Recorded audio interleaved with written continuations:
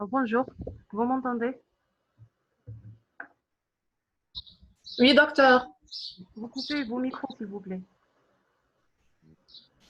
On vous entend bien. Et vous coupez vos micros. D'accord? D'accord. D'accord, on commence. Alors, on va traiter aujourd'hui les tumeurs mammaires, notamment bénignes et malignes. Mais d'abord, on va, on va faire un petit rappel sur l'histologie de la glande mammaire. Alors, comme vous savez que la glande mammaire est faite de deux composantes, on a une composante épithéliale et une composante mésenchymateuse. La composante épithéliale est faite de lobules qui se termine par des canaux galactophoriques. Cette composante épithéliale est soutenue par une composante mésenchymateuse essentiellement adipeuse.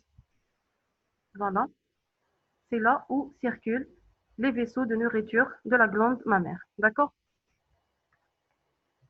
Alors, au niveau du mamelon, il s'ouvre des centaines de pores. Et en arrière du mamelon, on a les canaux galactophoriques se divisent en des canaux de petite taille jusqu'à l'aboutissement à des canalicules qui se terminent par des acinies. Alors l'ensemble de ces acinies et de ces canalicules donne ce qu'on appelle l'unité terminale ductulo-lobulaire, qui est l'unité fonctionnelle de la glande mammaire. D'accord? Alors voici une image microscopique d'une glande mammaire normale. Alors ce que vous voyez à gauche, c'est un parenchyme mammaire. Vous notez le tissu de soutien fibro-adipeux. Donc, ce qui est rose, c'est de la fibrose. Et ce qui est blanc, ce sont les adipocytes. Alors, à ce niveau, on trouve des lobules. Alors, à droite, c'est un agrandissement de ces lobules. D'accord? Donc, de ces lobules qui sont formés par des acinies. Et ici, ce que vous voyez, ce sont les canaux galactophoriques. Alors, que ce soit des canaux ou bien des acinies, alors notez que ces structures épithéliales sont bordées par une double assise de cellules épithéliales et myoépithéliales. D'accord? Alors ça, c'est un canal galactophorique qui entoure une lumière, donc ce qui est blanc, c'est vide, et notez une double couche ou bien une double assise, ce qui est en contact intime avec la lumière est appelé une couche épithéliale, et vers l'extérieur, donc ça, c'est la couche de cellules myoépithéliales. Alors, il faut très bien comprendre l'histologie pour mieux comprendre la pathologie tumorale de la glande mammaire. Maintenant, on va commencer par les tumeurs bénignes.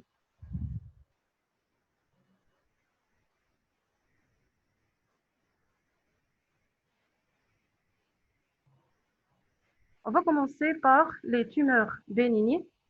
On va commencer par les tumeurs épithéliales, c'est-à-dire les tumeurs bénignes qui se développent aux dépens de la composante épithéliale. C'est ce qu'on appelle les adénomes. Alors les adénomes, alors là, il faut savoir qu'il y a plusieurs types d'adénomes. Et là, on va citer les types les plus fréquents. On va commencer par l'adénome tubuleux.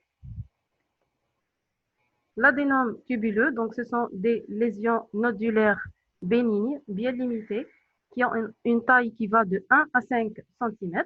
D'accord?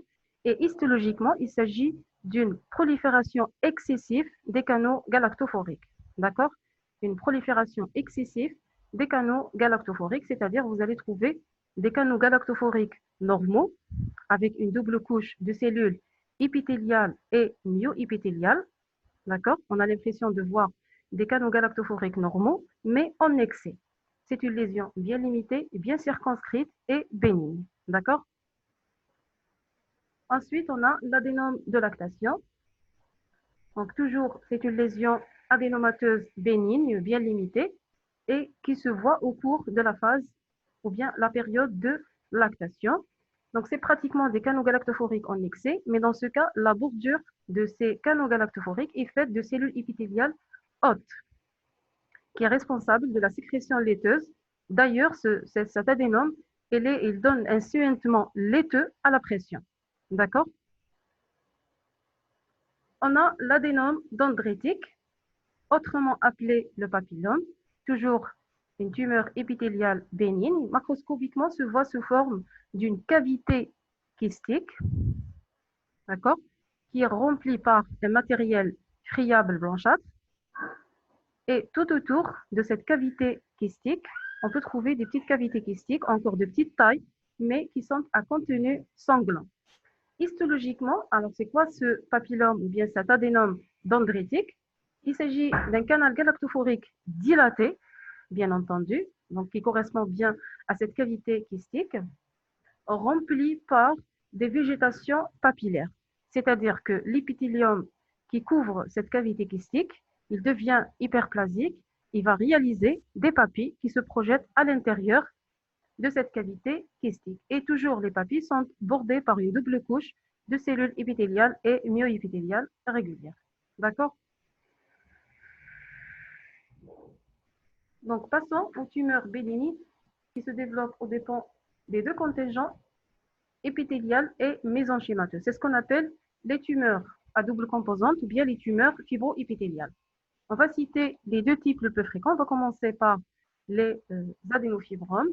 Donc, vous connaissez bien les adénofibromes, que ce sont des tumeurs bénignes ayant une taille qui va de quelques centimètres à plusieurs centimètres, peuvent être uniques ou bien multiples, unies ou bilatérales. Généralement, ce sont des tumeurs ou bien des lésions bien limitées et bien encapsulées qui ont un aspect homogène et luisant, c'est-à-dire brillant à la coupe. D'accord?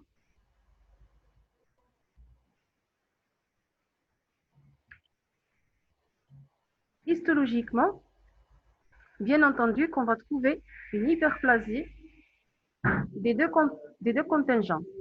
Une hyperplasie des deux contingents, c'est-à-dire on va trouver une hypertrophie de la composante mésenchymateuse, c'est-à-dire fibreuse, et de la composante épithéliale.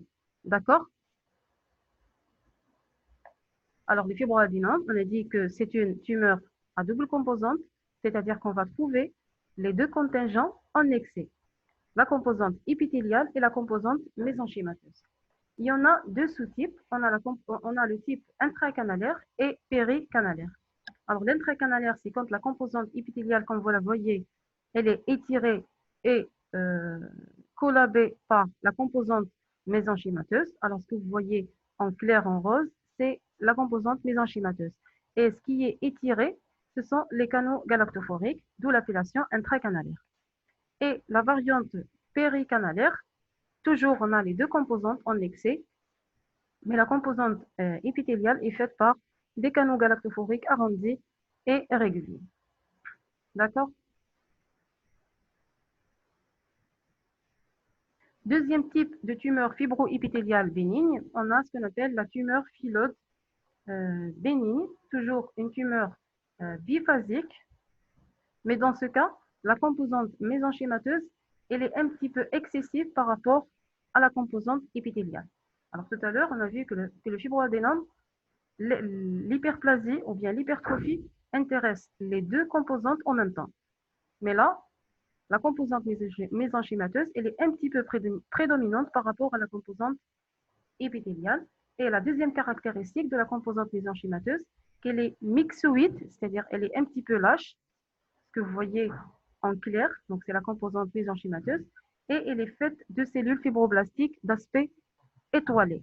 Alors, la composante épithéliale dans la tumeur phyllodes est toujours de type galactophorique, c'est-à-dire elle est faite de canaux galactophoriques qui sont étirés et refoulés en périphérie, donnant un aspect foliacé de la tumeur, d'où l'appellation de tumeur phyllodes. D'accord?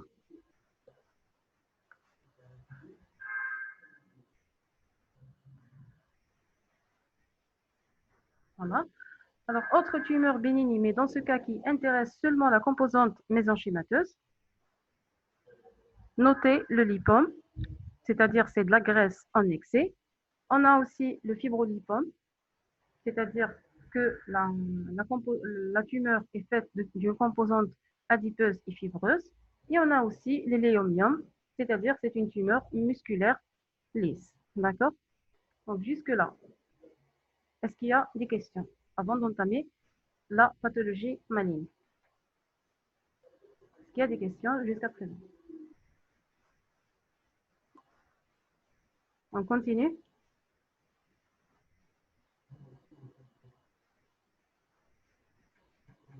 On n'a pas de questions? La tumeur phylode? Je répète, la tumeur phylode? La phylode? D'accord. Alors, toujours, c'est une tumeur.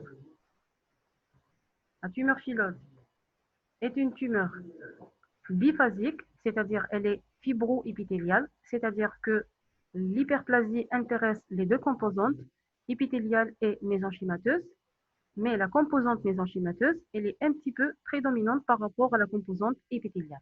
D'accord? La composante mésenchymateuse est d'aspect myxoïde, d'accord? C'est-à-dire, elle est pauvre, c'est-à-dire en cellules.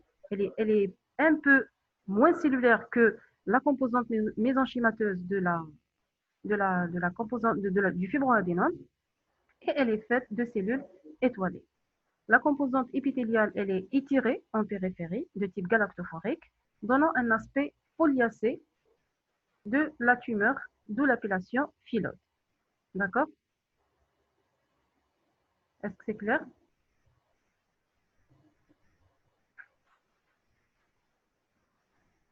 On continue, c'est-à-dire,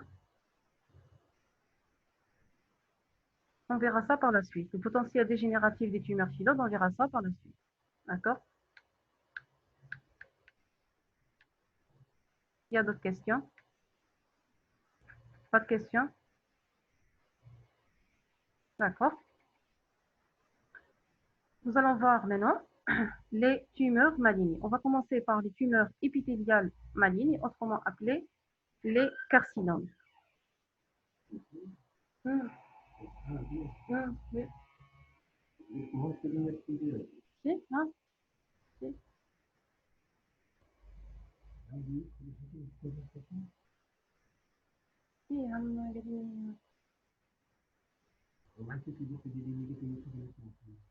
si, peut-être que je vous entends très bien.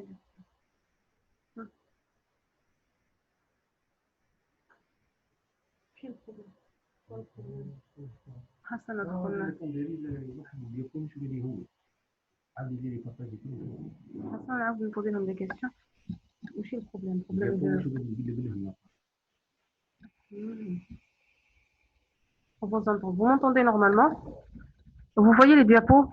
Est-ce que les diapos sont compatibles avec les paroles? Oui? Ah, oui, ils m'ont dit oui. Oui. Ah, c'est compatible. C'est compatible.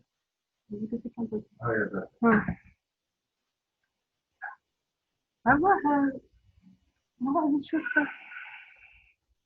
غادي ندير شكون كيحب الزيت Non, c'est bon, avec les sons. زيد عاود شكون كيحب الزيت خير من الخدام عندي بارتاج الكرة وينها هادي بقى هذه بان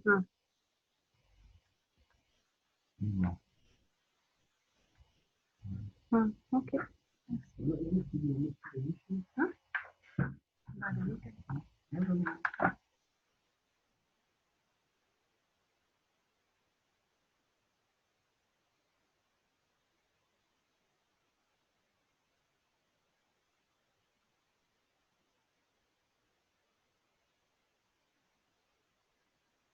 c'est bon, voilà.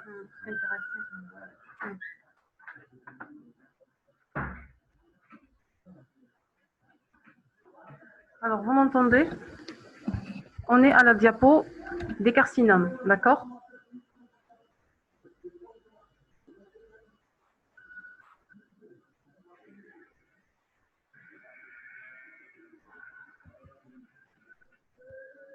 Tout est bien, d'accord. Donc, les carcinomes, on a dit les tumeurs épithéliales malignes. Il faut savoir qu'il y a les carcinomes in situ et les carcinomes infiltrants. Alors, les carcinomes in situ, c'est quand la prolifération carcinomateuse est confinée à l'intérieur des canaux galactophoriques.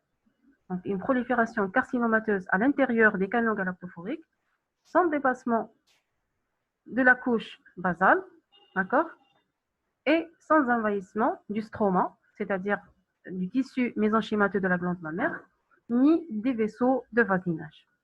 Une fois la membrane basale est franchie, on est au stade de carcinome infiltrant. D'accord?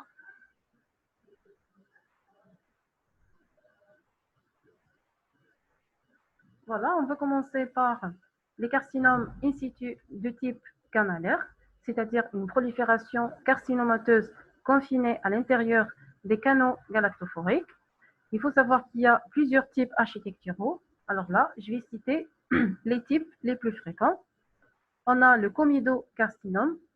C'est un canal galactophorique qui est complètement comblé par une prolifération carcinomateuse et centré par une nécrose. C'est ce qu'on appelle les comidocarcinomes. D'accord?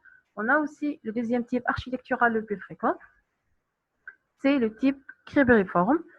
Cribriforme, c'est-à-dire qu'on a toujours une prolifération carcinomateuse à l'intérieur des canaux galactophoriques, criblés de petites cavités, d'où l'appellation cribriforme. On a aussi l'aspect en massif, c'est-à-dire que le canal il est complètement oblitéré par une prolifération carcinomateuse. D'accord?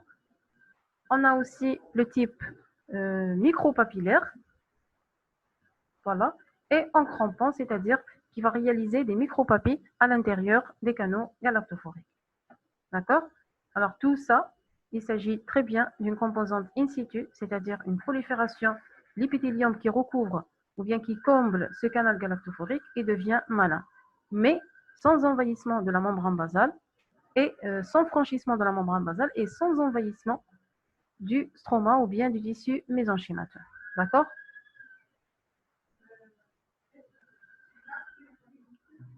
Voilà.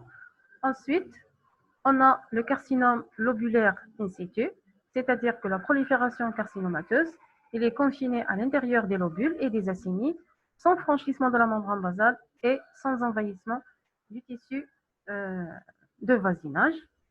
L'aspect histologique le plus fréquent des carcinomes lobulaires in situ, c'est l'aspect en Sakabi. On peut trouver des aspects en comidocarcinome avec des cellules qui se détachent. Donc, c'est là la caractéristique du carcinome lobulaire infiltrant, plutôt in situ. Mais l'aspect le plus fréquent, si on vous pose la question, l'aspect le plus fréquent et le plus caractéristique du carcinome lobulaire in situ, c'est l'aspect en Sakabi. C'est-à-dire, on a des acinies qui sont comblées par des cellules carcinomateuses plus ou moins, plus ou moins monomorphes, donnant l'aspect en sac abi. D'accord?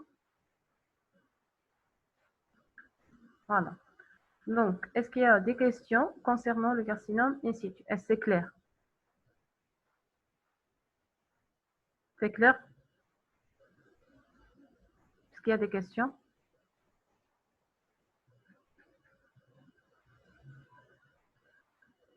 D'accord, il n'y a pas de questions. Maintenant, nous allons vers les carcinomes infiltrants. Les carcinomes infiltrants sont dominés par le carcinome mammaire invasif de type non spécifique, anciennement appelé le carcinome canalaire infiltrant. D'accord? Alors, c'est le type le plus fréquent qui représente environ 80% des carcinomes infiltrants mammaires. Il se présente sous forme d'une tumeur souvent palpable au niveau du cadran supéro-externe. D'accord? Alors, c'est un carcinome généralement qui a un aspect macroscopique particulier sous forme d'une tumeur à limite irrégulière donnant un aspect stellaire. C'est une tumeur qui a une consistance dure et une couleur blanchâtre et on peut voir bien sûr des remaniements nécrotiques et hémorragiques au niveau de la tumeur. Et cette tumeur, elle est gradée selon un grading histopronostique de Nottingham qu'on va le voir par la suite. D'accord? Alors, le carcinome mammaire invasif, il est suivi par le carcinome lobulaire infiltrant. Donc, c'est le deuxième, si vous voulez, c'est le deuxième type histologique. Ah oui. Qu'est-ce que vous voyez maintenant? Quel diapo? On est à quel diapo? Vous êtes plutôt à quel diapo? Hein? Le carcinome lobulaire infiltrant. Oui, on est arrivé au carcinome lobulaire infiltrant. Hein? Oui, c'est bon, c'est réglé. C'est réglé? D'accord. Alors, le carcinome mammaire invasif, il est suivi par ordre de fréquence par le carcinome lobulaire infiltrant. Donc, c'est le deuxième type histologique, donc j'ai bien dit. D'accord. Histologiquement, il se voit donc dans sa forme classique sous forme de cellules tumorales plus ou moins monomorphes, c'est-à-dire on ne voit pas beaucoup d'atypie dans le carcinome lobulaire infiltrant, qui s'organisent soit de façon isolée, soit en travées fines, en monocouche, travées fines de cellules non cohésives, donnant ce qu'on appelle les files indiennes. Donc, ce que vous voyez en bas et à gauche, ce sont des files indiennes.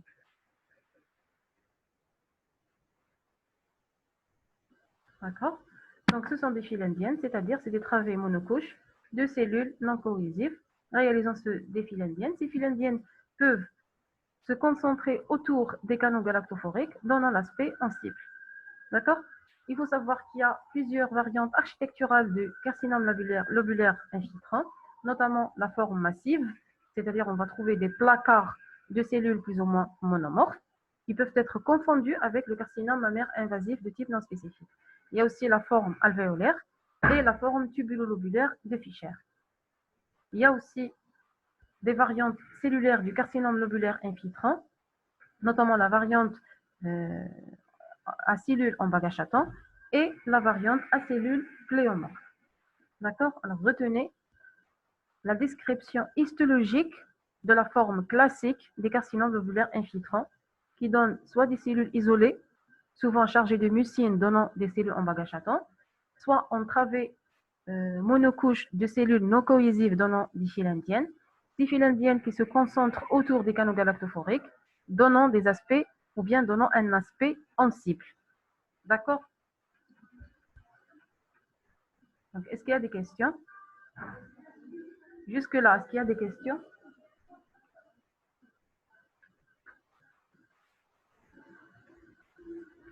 Quelle partie? Le lobulaire infiltrant, ça donne l'aspect en sac à bile. Donc, on a dit que c'est le lobulaire in situ qui donne le sac à bile. Ce n'est pas l'infiltrant.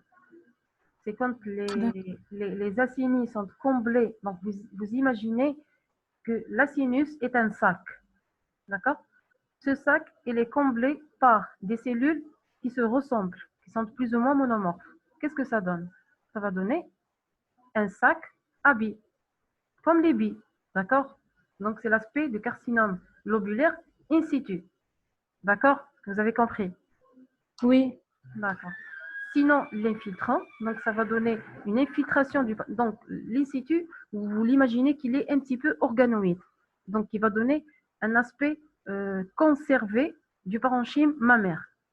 Mais quand c'est infiltrant, donc le parenchyme mammaire, il est désorganisé et il est infiltré.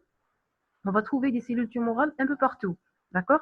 Qui infiltrent le tissu fibro-adipeux, d'accord, de la glande mammaire. Donc, vous allez trouver des cellules tumorales éparpillées au niveau du carcinome lobulaire infiltrant, soit isolées, soit en file indienne, soit en cible. D'accord? Que vous avez compris. Oui. D'accord. On enchaîne avec le carcinome mucineux. Donc là, jusque-là, on va citer les cancers mammaires les moins fréquents. Donc, si vous voulez, les moins fréquents. Le carcinome mucineux, ce sont des carcinomes rarement trouvés dans sa forme pure, c'est-à-dire que on peut trouver une composante mucineuse associée avec un carcinome lobulaire ou bien un carcinome canalaire. D'accord? La forme pure, elle est rare. C'est un cancer qui est considéré comme un cancer de bon pronostic. Déjà, quand on trouve un type mucineux, on est content. C'est parce qu'un cancer qui a un bon pronostic. D'accord?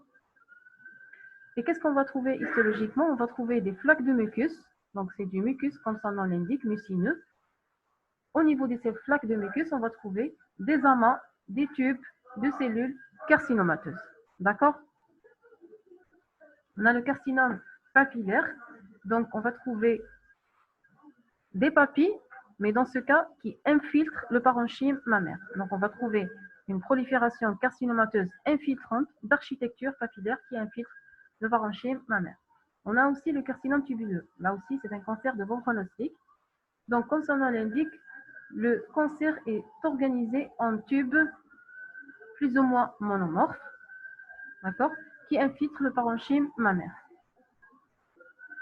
Et là, bien sûr, le diagnostic différentiel, ce sont les adénomes tubuleux. Alors, quel est l'élément qui va nous orienter vers le diagnostic d'un carcinome tubuleux?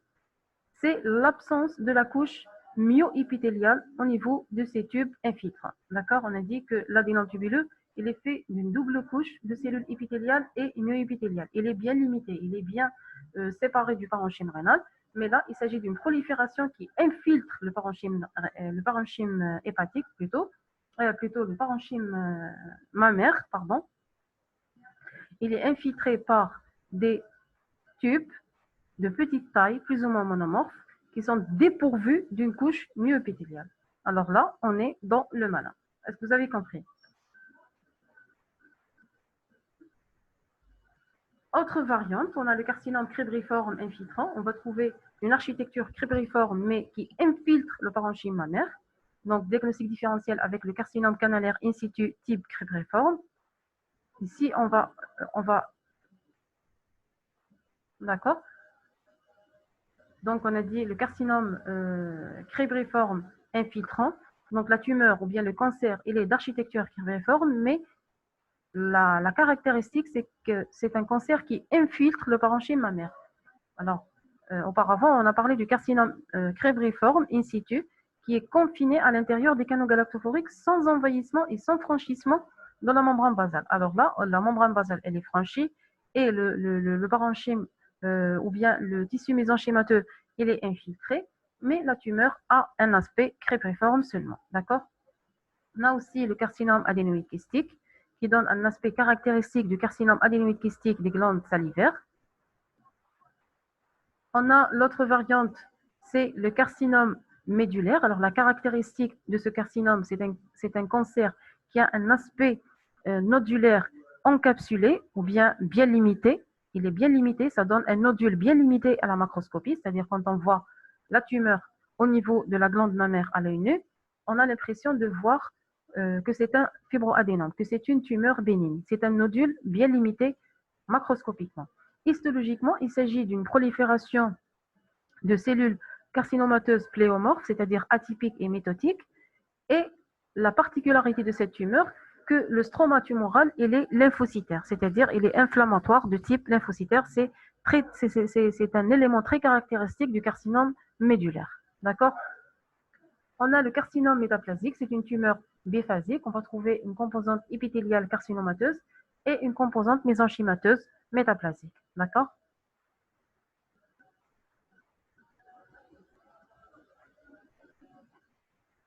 Bien sûr, il y a d'autres cancers très très rares, voire même exceptionnels, notamment le carcinome neuroendocrine, le carcinome apocrine, les carcinomes inflammatoires et les carcinomes micropapillaires. D'accord? Et la liste, elle est vraiment trop longue, mais retenez surtout les variantes, les types histologiques les plus fréquents, notamment le carcinome mammaire invasif de type non spécifique, le carcinome lobulaire infiltrant, le carcinome tubuleux, le carcinome mucineux et le carcinome papillaire.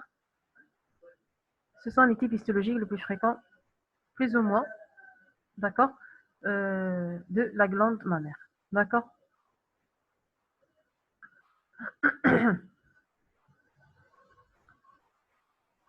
Est-ce qu'il y a des questions sur les carcinomes?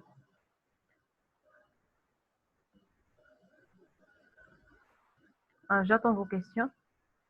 Est-ce qu'il y a des questions? Il n'y a pas de questions. Maintenant, les tumeurs malignes non épithéliales. On va commencer par le sarcome phylode. On a vu tout à l'heure la tumeur phylode bénigne. On a dit que c'est une tumeur biphasique. Elle est faite de deux composantes épithéliales et mésenchymateuse, mais la composante mésenchymateuse, elle est prédominante par rapport à elle est un peu plus prédominante par rapport à la composante épithéliale. Et la composante épithéliale, elle est de type elle est de type galactophorique, c'est-à-dire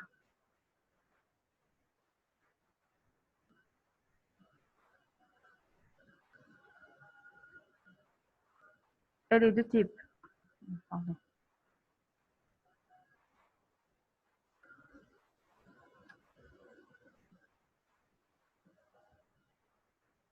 elle est de type galactophorique, on a dit.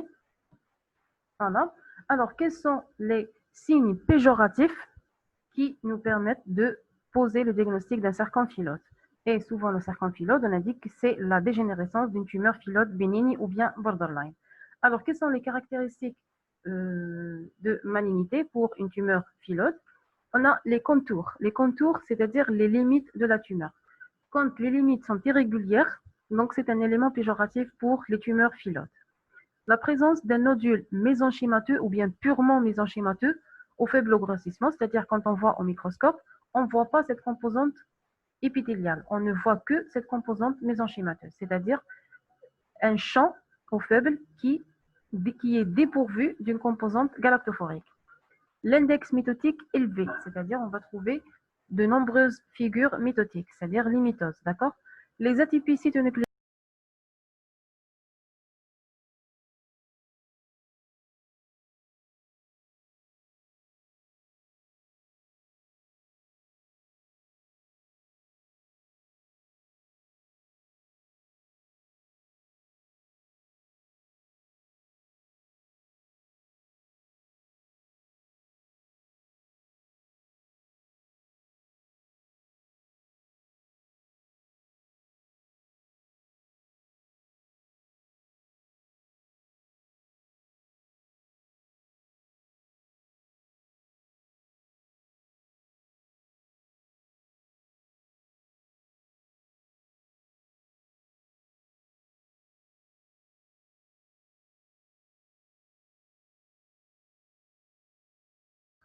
Vous m'entendez?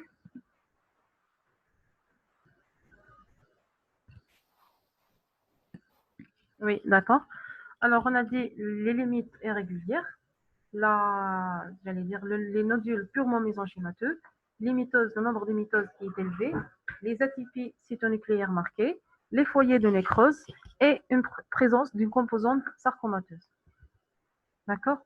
Alors, vous remarquez que aucun de ces éléments n'est présent au niveau de la tumeur phyllodes bénigne. La présence de un ou deux critères nous permettent de poser le diagnostic d'une tumeur phyllodes borderline. De 3 critères au plus,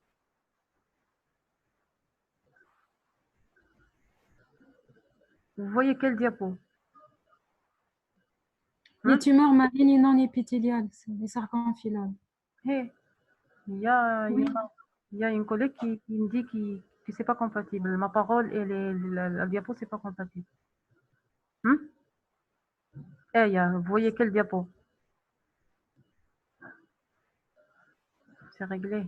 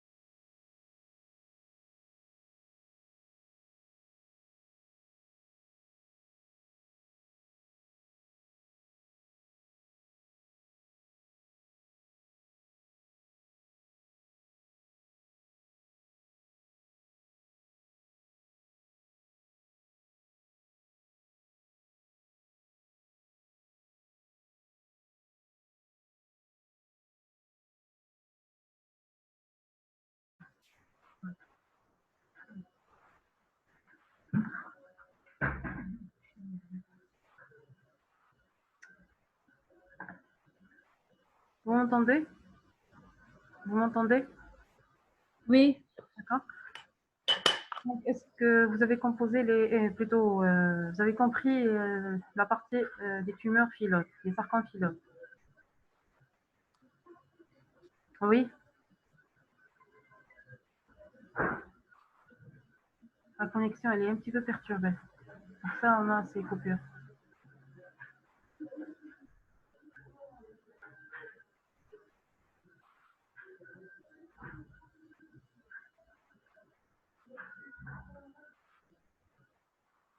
D'accord?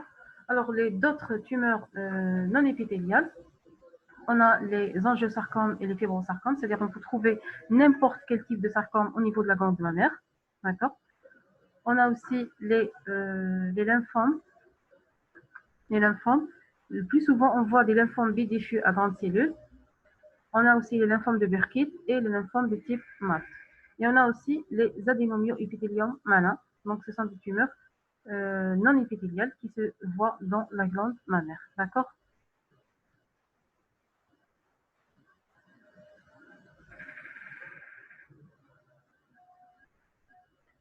Alors, les tumeurs secondaires, alors la glande mammaire est rarement la localisation secondaire d'une autre tumeur primitive. Donc, vous voyez la fréquence environ 0,5 à 6% de l'ensemble des tumeurs mammaires. Et n'importe quelle tumeur peut donner des métastases au niveau de la glande mammaire, notamment le rein, les cancers du rein, les cancers de la thyroïde, poumon, côlon et estomac. Mais ce sont vraiment des localisations rares au niveau de la glande mammaire. C'est-à-dire une tumeur à distance au niveau rénal, thyroïdien, pulmonaire, colique ou gastrique qui donne des localisations secondaires au niveau de la glande mammaire. D'accord? Maintenant, les tumeurs du mamelon. Donc là, il faut savoir qu'il y a plusieurs entités tumorales au niveau du mamelon. Mais là, je vais insister surtout sur la maladie de Paget ou bien la maladie de Paget. Il s'agit d'une localisation de cellules carcinomateuses au niveau de l'épiderme mamelonnaire. D'accord? Alors, ce que vous voyez, c'est une coupe histologique d'un mamelon qui est recouvert par un épiderme hyperkératosique. Alors là, c'est des lamelles de kératine.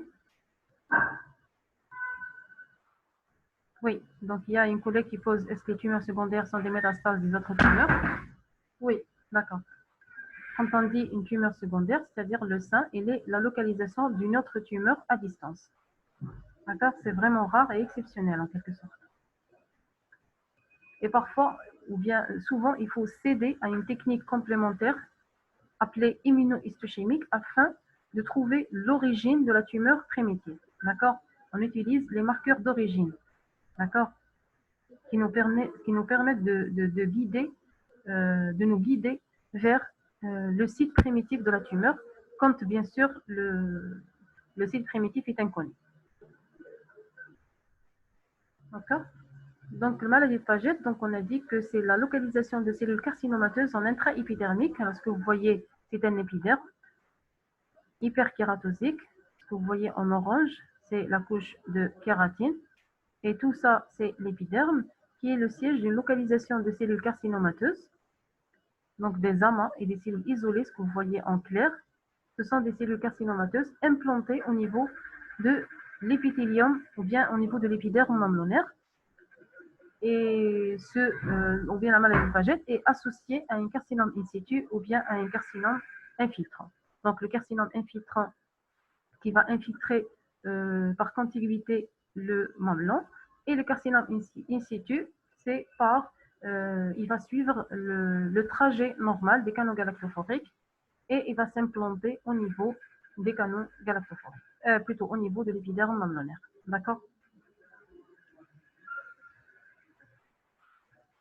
Maintenant, on va parler des facteurs pronostiques des cancers mammaires. Donc là, les facteurs pronostiques sont réservés pour les carcinomes, seulement pour les carcinomes, pas les sarcomes. Il y en a les facteurs pronostiques,